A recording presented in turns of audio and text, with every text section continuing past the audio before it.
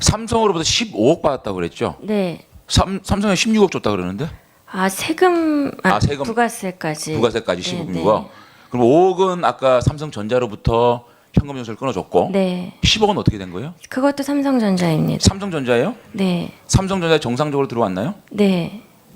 김재열 증인. 네. 저한테 이 후원 계약서 온 게 5억인데요? 두 차례 추가로 주세요. 네. 추가로 달라는 말씀입니다. 네. 그다음에 장시호 증인. 네.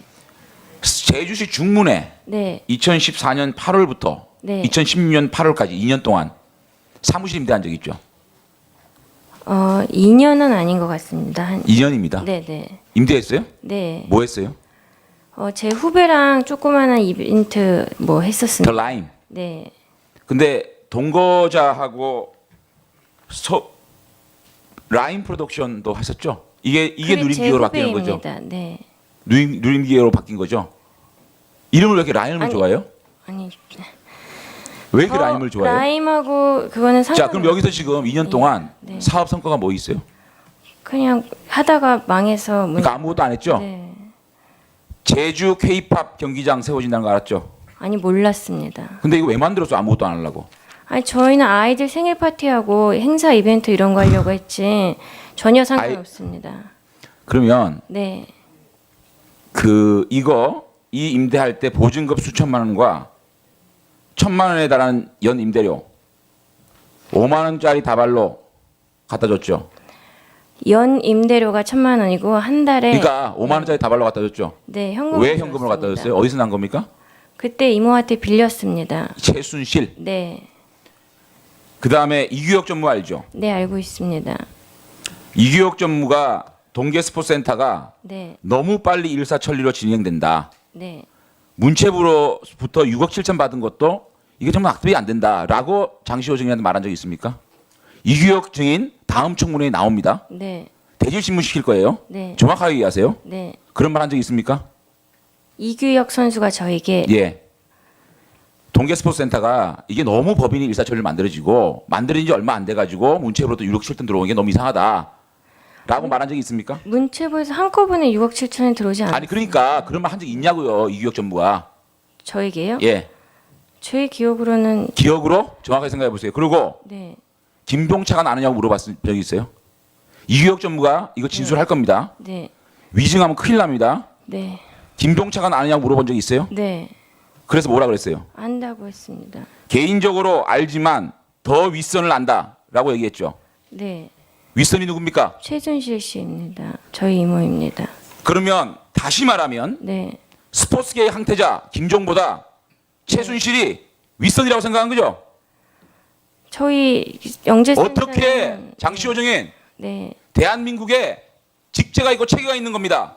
어떻게 강남에 있는 아줌마가 대한민국 문체부의 차관을 윗선이라고 하는 거예요?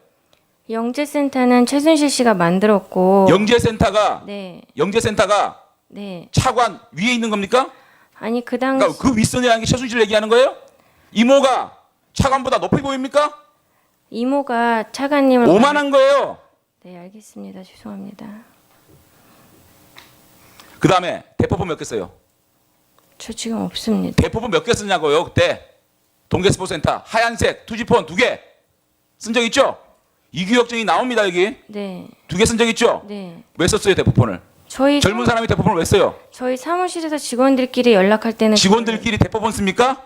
대포 장시호 정인 네. 회사에서 직원들끼리 대포폰 써요? 직원 명예로 가입한 자, 그 겁니다. 대포폰에 네. 전화번호 3개 있었죠. 어떤 거 있었죠? 그 대포폰에 이규혁 전무가 열어보니까 네. 그 대포폰에 들어있는 번호가 3개였답니다. 맞아요? 아니요. 3개 아니었어요? 네. 왜 2개나 썼습니까? 저는 한 개밖에 쓰지 그 않았습니다. 전화로 김종 차관이 전화가 왔습니까? 아니요. 이규혁 전무가 거짓말하는 겁니까? 그쪽 대주심을 하실 거예요? 네. 그리고 그 전화로부터 네. 이규혁 전무가 그만두게 되죠. 아니요. 계속 했습니다. 그만둔다고 그랬었죠. 아니 그런 적 없습니다. 한 번도 그만둔 적 없습니다. 없어요? 그런데 왜 김종 차관 이규혁 전무한테 테스트하우로서 나오라 그런 적 있어요? 없습니다. 전혀 없어요? 네. 또 방금 전에 이제 박 전 대통령을 이 최순실 씨나 장시호 씨 이런 데서 큰엄마라고 불렀다고 이렇게 얘기가 나오는데 뭐 어제도 저희가 잠깐 얘기를 나눴지만 이 최순실 씨가 그 장시호 씨를 검찰에서 만났을 때 삼성동 박 전 대통령 자택 2층에 있는 비밀 금고에서 돈을 가져와가 네. 이 정유라 씨하고 아이들을 좀 돌봐달라 뭐 이런 식의 얘기를 했다는 거 아니겠습니까? 그렇죠. 이런 거 보면은 이 박 전 대통령한테 들어가면 그게 최순실 씨나 최순실 씨 일가 쪽으로 다 뭔가 퍼져나가고 최순실 씨 일가에서 뭔가 필요하면은 그냥 박 전 대통령 비밀 금고에 가가지고 돈을 꺼냈을 수 있는 관계가 아니었겠느냐. 네. 그런 걸로 볼 때 이게 이익을 공유하는 관계, 이른바 경제공동체 관계 아니었던 거냐. 이걸 이제 검찰이 주장을 하고 있는 것 같습니다. 네. 그러니까 최순실 씨가 비밀 메시지를 참 좋아했던 사람인데 검찰 수사 과정에서 이걸 어떻게 설명해야 될까요? 검사에게는 물을 마시고 싶다고 요청하고 그래서 검사가 물 주려고 간 사이에 장시호 씨에게 바로 자신이 원하고자 했던, 주고자 했던 메시지를 줬더라고요. 그러니까 이제 어떤 앞에서는 얘기- 우리 장시호 불쌍해서 어떡하지? 시호 불쌍해서 어떡하지? 하고 울면서 안고요. 그러니까 그때도 처음에는 이제 이런 순서가 있었던 거죠. 그러니까 시호 씨 같은 경우에는 최순실 씨 처음 만나자마자 작년 12월에 검찰 특별조사본부 조사실에서 만난 겁니다. 그러니까 일반 검사 사무실에서 수사를 받았으면 그러기가 참 어려운데 조사실은 별도로 있고 안에 정수기 같은 시설이 없거든요. 그러니까 네. 저렇게 갑자기 만나서 친한 척 했다가 뭔가 메모를 적어서 둘이 나란히 앉고 앞에 맞은편에 검사가 있었을 때 조사를 받다가 아니 좀 물 좀 마시고 싶다라고 한 다음에 메모를 보여줬던 모양입니다. 거기에 이제 위원, 그러니까 정유라 이름 바꾸기 전에 딸하고 손자를 앞으로 장시호 씨에게 어떻게 보면 돌봐달라 이런 얘기를 했는데 못 알아먹었다는 거예요. 그러니까 다시 또 한 번 또 얘기를 하면서 이 삼성동에 가면 2층 방에 가면 돈이 네. 있는데 그 돈을 가지고 유라하고 유연이 그러니까 애를 유치원 비용이라든가 앞으로 키워라 이렇게 얘기를 했다는 겁니다. 네. 그러면서 자세한 얘기를 해줬던 게 이런 부분이 이제 이거 결국에 진술밖에 없잖아요. 그러니까 판사 입장에서는 이걸 믿어야 되나 말아야 되나 할 때 얼마만큼이나 구체적인 얘기가 나오는가인데 거기서 바로 이런 얘기를 했다는 거죠. 삼성동 자택에 가면은 이 장시호 씨는 모르니까 이게 내가 신분을 보낸 거다라고 얘기를 하면 문을 열어줄 거다. 그러면 그때 2층 방에 가서 그 돈을 가져와라. 이런 얘기를 했다라는 겁니다. 몸으로 입으로 비화, 그러니까 암호를 서로 건네받았다는 건데 김종 전 차관이 미스터 팬더 뭐 그렇게 불렸다는 건 알겠어요. 근데 미스 김으로도 불렸다고 하던데요. 그리고 등록된 것보다는 무등록된 곳을 주로 이용했더라고요. 돈을 얻기 위한 영재센터 사업계획서도 등록되지 않은 택배 택시를 불렀다고요. 그러니까 보면 최순실 씨가 참 주도 면밀한 것 같아요. 네. 모든 상황들에서 어떤 증거 남을 만한 것들은 다 이제 없애고 했는데, 근데 정작 자신의 조카는 사실 입을 못 막았습니다. 그러고 보니까 그 모든 없앤 것들이 아무런 소용이 없어져 버렸어요. 네. 근데 지금 보면 이제 김종 전 차관 같은 경우는 이제 그 눈에 좀 다크서클이 조금 있어요. 아, 그러다 네. 보니까 이제 그 별명을 이제 뭐 김종이라 해서 벨이라고 그런다든가, 그 다음에 네. 이제 팬더라고 이제 불렀다고 합니다. 또 그리고 뭐 미스 김이라고 이야기했다는데 이제 그런 식으로 이제 은어적인 어떤 이런 표현을 쓰면서 서로 간에 이제 소통을 했다는 거예요. 네. 그러니까 이게 왜냐하면 결국 나중에 어떤 문제가 드러났을 경우에 이제 증거인멸이라든지 그러니까 이런 것도 하기 굉장히 유용하게 이제 쓰기 위해서 했던 거 아니겠습니까? 그런 걸로 보면 최순실 씨 같은 경우는 이 노하우를 누구한테 배운지 모르겠어요. 네. 왜냐하면 지금 예를 들어서 검사가 조사받는데 그거 쉽지 않거든요. 검사한테 물 떠달라고 그러면 사실 제가 볼 때 그 나간 검사도 좀 그렇습니다. 왜냐하면 네. 다른 사람 통해서 해야 되는데 문제는 두 사람이 어떤 면에서 보면 공공관계일 수도 있고 할 수가 있는데 그걸 자리를 비켰다는 것 자체도 좀 이해하기 어렵는데 그러니까 그런 걸 통해서 하여튼 메시지를 전달하고 그리고 자기 어떤 여러 가지 전화라든지 그다음에 무등록한 그런 택배를 쓰는 저는 이 무등록 택배가 있는 것도 몰랐어요. 네. 그러니까 그런 걸로 보면 정말 최순실 씨는 이런 증거인멸에 있어서 수단과 방법을 굉장히 가리지 않았는데 근데 결국 이렇게 꼼꼼한 것들이 결국 자신의 가족이나 이런 걸 통해서 모든 게 일단 사실로 드러나면서 그동안 감춰왔던 게 아무 소용없이 일단 된 것 같습니다. 근데 검찰 앞에서 정말 물 떠다 달라면 물 떠다 주시나요? 아니, 그러니까 수사라고 하는 게 네. 지금 한두 시간에 끝나는 수사들이 아니잖아요. 거의 네. 한나절 전체를 하는 것도 있고, 또 말씀드린 것처럼 일반 검사실에는 검사가 있고, 수사관이 있고, 또 행정 보조하는 그런 사무관들도 있거든요. 그래서 안에 내부에 정수기 같은 거 있기 때문에 거기서 바로 이렇게 가내주면 되는데, 조사실은 딱 밀폐된 공간입니다. 뭐 창 같은 것도 따로 없이. 그렇기 때문에 뭐 한두 시간도 아니고 반나절, 한나절 받는 수사 가운데 물 마시고 싶다 그러면 그것까지 안 갖다 줄 수는 없는 게 또, 이 당연히 상식인 거고요. 또 검사들의 생각보다 다그치는 수사도 할 때도 있지만, 의외로 공감을 많이 해서 좀 뭐랄까 편안하게 해준다고 해야 될까요? 얘기를 털어놓게 만드는 게 아, 사실 수사의 진술을 기법일 유도하기 때. 위해서. 예, 그렇습니다. 그렇기 때문에 저런 정도를 오히려 주고 또 검사 입장에서는 둘이 이렇게 얘기를 맞추는 게 오히려 그렇게 얘기를 하는 것 중에서 나중에 추궁을 했었을 때 또 다른 얘기도 더 끄집어낼 수가 있다는 그런 부분도 노려서 의도적이라도 자리도 좀 비워주고 그런 것도 있을 겁니다. 아니, 최순실 씨가 자신의 재산, 특히 정유라 씨 독일에서 심심하지 않도록 호텔까지 사줬다는 부분에 대해서 최순득 씨가 알만하니까 산 게 아니다 빌린 거다라고 하면서 철저히 자신의 피를 나눈 자매에게도 비밀 우선주의를 고수를 했더라고요. 왜 그럴까? 방금 전에도 이제 뭐 김종전 차관을 네. 팬다라고 부르기도 하고 뭐 미스킴이라고 부르기도 하고 암구호를 사용해서 자기들끼리 의사소통을 한다거나 그리고 문고리 3인방하고 이메일 주고받을 때도 그렇잖아요. 네. 뭐 날씨가 좋았니 안 좋았니 이렇게 가짜 이메일 같이 이렇게 사용을 했다고 했던 얘기도 그렇고 차명폰 썼다는 것도 그렇고 최순실 씨가 철저하게 비밀을 유지하려고 이렇게 노력을 했던 것 같은데 심지어는 이 친자매들 사이에서도 자신과 관련되는 얘기를 절대 못하겠다는 겁니다. 아, 셋이 있다가 최순득 씨가 자리를 비우니까 왜 또 그런 이야기를 하냐면서 입단속을 했군요. 네, 그러니까 정유라 씨가 독일에서 이제 호텔을 샀다 이런 얘기가 최순득 씨한테 귀에까지 들어가가지고 그 얘기를 하니까 네. 왜 그 얘기 비밀을 지키지 않았느냐 이렇게 얘기를 했다는 거 하고요. 그 다음에 장시호 씨가 이 차명 주식을 보유했던 거 있었거든요. 그 네. 부분도 너 진짜 입이 싸다. 그런 거 하나 비밀 지키지 못하느냐 이렇게 하면서 질책을 했다고 하는 건데요. 네. 그러니까 최순실 씨가 왜 이렇게 비밀 얘기를 할까? 그리고 또 저는 그게 굉장히 흥미로웠는데 정유라 씨가 독일에서 호텔을 샀다고 하는 그게 그 친족들 사이에서 그게 그렇게 비밀거리일까요? 뭐 돈도 많은 사람인데 독일에 호텔을 살 수 있잖아요. 네. 근데 그거를 비밀을 이렇게 철저하게 유지하려고 했다는 얘기는 곧 달리 말하면 박근혜 전 대통령이 중간에 끼어 있다. 그러니까 박 전 대통령하고 끼어 있는 문제에 관해서는 이렇게 특히 예민한 반응을 보였다고 볼 수도 있다는 거죠. 네. 그러니까 정유라 씨가 그냥 독일에서 자기 돈으로 호텔을 산 게 아니라 삼성으로부터 받았어. 올림픽 지원을 해준대. 이런 얘기가 뒤에 덧붙는다는 거죠. 그리고 그거를 해줄 만한 사람은 박근혜 전 대통령밖에 없다는 거죠. 그러니까 박 전 대통령이 들어가는 모든 문제와 관련해서는 철저하게 비밀을 유지했다. 이걸 알 수 있는 대목인 것 같습니다. 근데 최순실 씨 같은 경우는 제가 네. 볼 때는 그 아버님인 그 최태민 씨한테 상당히 그 단련됐지 않느냐. 아, 네. 최태민 씨가 한편으로 박근혜 전 대통령한테 영향을 끼치면서 뭐 여러 가지 그 조직을 만들고 네. 거기에서 어떤 또 대기업 어떤 부분들을 갖다가 하고 했지만 또 한편으로 자기 후계자로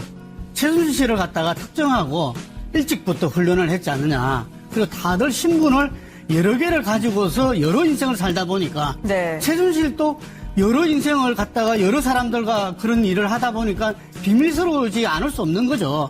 그런데 이 비밀스러운 부분이 아까 이야기한 대로 조카라든지 또 가까이 있는 사람한테서 나중에 드러나게 돼 있거든요. 그래서 그런 부분에서 상당히 이 최순실과 조카라든지 이런 부분들에서 제가 볼 때는 지금 현재 재판 과정에서 일어난 일뿐만 아니라 조금 시간이 지나면은 더욱더 적나라하게 드러나리라 봅니다. 10분간 침묵을 지켜주셨던 김능구 대표님이 왜라는 의문부호를 풀어주시네요. 네, 변호사님. 네, 그렇기도 하고요. 또 조금 전에 나눈 말씀에서 저는 또 주목할 만한 부분이 정유라가 저런 얘기를 최순득 씨에게 했다. 호텔도 네. 샀고 말도 샀다. 삼성에서 사줬다. 이런 얘기를 했다는 건 정유라는 지금 덴마크에서 일제 다 부인하고 있지 않습니까? 네. 어머니인 최순실 씨와 박 전 대통령 사이에 무슨 일이 있었는지 모르는데 내가 그걸 어떻게 알겠냐라고 얘기하고 있는데 지금 장시호 씨의 증언에 따르면 정유라 씨도 다 알고 있었다는 거 아니겠습니까? 그런 부분도 정유라 씨를 반드시 송환해서 조사를 해봐야 될 필요성이 여기서도 나온 거죠, 사실은. 네. 그걸 또 최순실 씨는 원하지 않을 수도 있고요. 네, 그렇죠. 아까 말씀하셨던 박 전 대통령의 콜이라는 부분에 대해서는 대기업 후원 소문이 나니까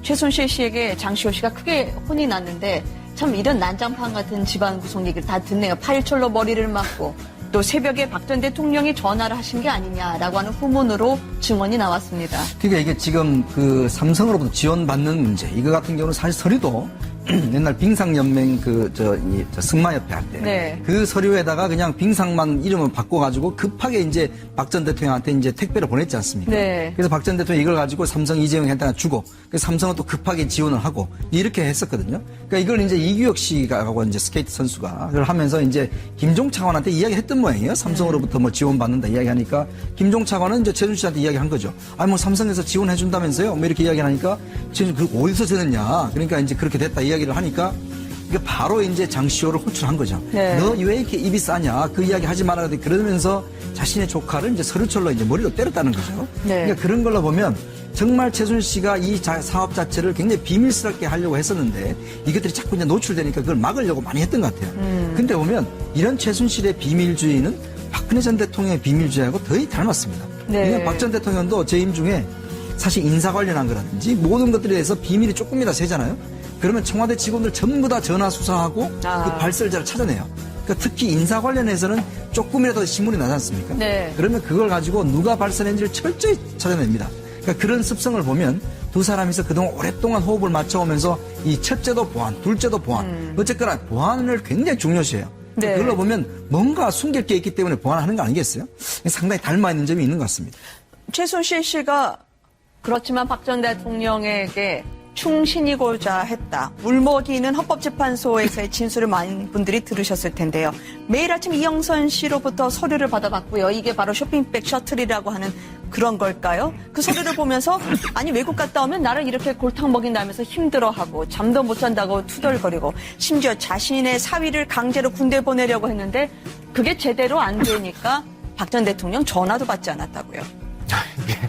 그 토라져가지고 전화를 안 받는다. 이것도 네. 참 이해가 안 되는 대목인데요. 무려 한 달 동안요. 그러니까 고영태 씨가 그런 얘기 한 적이 있잖아요. 최순실 씨가 그 연설문 고치는 거를 제일 좋아했다. 네. 이게 사실은 이번 최순실 씨 국정농단 사태를 폭발적으로 일으키게 만든 한 원인이 됐던 발언이었거든요.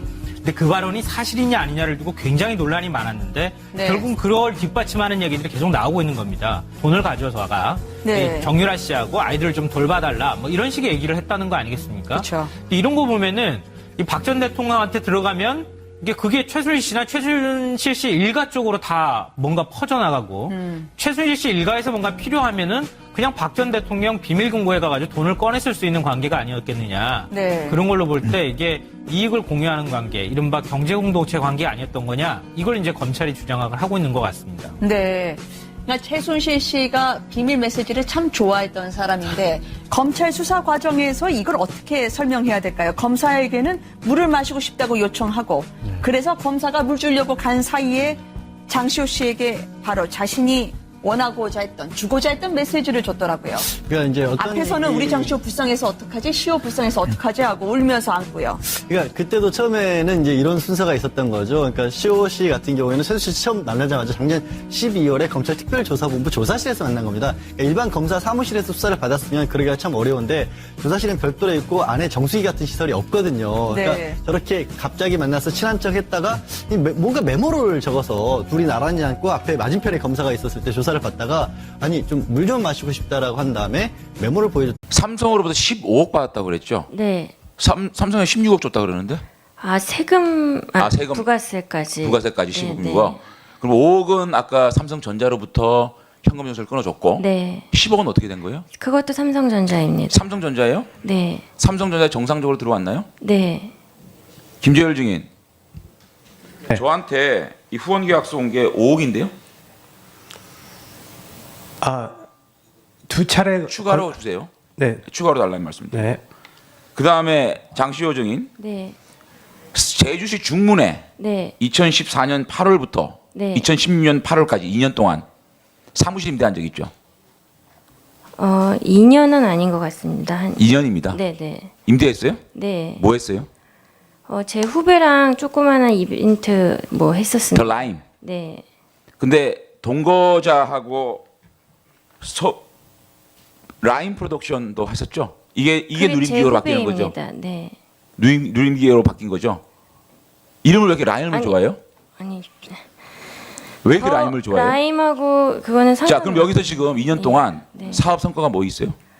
그냥 하다가 망해서 그러니까 아무것도 안 했죠? 네. 이규혁증이 나옵니다, 여기. 네. 2개 쓴 적 있죠? 네. 왜 썼어요, 대포폰을? 젊은 사람이 대포폰을 왜 써요? 저희 사무실에서 직원들끼리 연락할 때는 직원들끼리 대포폰 씁니까? 대포 장시호 정인 네. 회사에서 직원들끼리 대포폰 써요? 직원 명예로 가입한 자, 그 겁니다. 대포폰에 네. 전화번호 3개 있었죠.